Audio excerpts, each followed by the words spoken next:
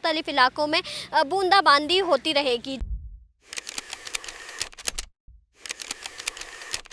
कराची में मौसम सरमा की छुट्टी हो गई है और मौसम बहार का आगाज़ जो है वो हो चुका है। कराची में आज सुबह के औकात से ही मौसम में नुमाया तब्दीली जो है वो देखी जा रही है। आज सुबह के औकात से ही शहर जो है वो बादलों की लपेट में है, जबकि मुख्तलिफ इलाकों में मगरबी हवाओं के ज़ेर असर वक्फे वक्फे से बूंदाबांदी का सिलसिला भी जारी है। और महकमा मौसमियात की जानिब से ये कहा जा रहा है कि आज दिन भर मतला जो है वो जुज़वी से मुकम्मल अबरालूद रहने के साथ मुख्तलिफ इलाकों में बूंदाबांदी होती रहेगी, जबकि शहर में जो है वो हल्की से तेज़ बारिश का कोई इम्कान ज़ाहिर नहीं किया जा रहा है।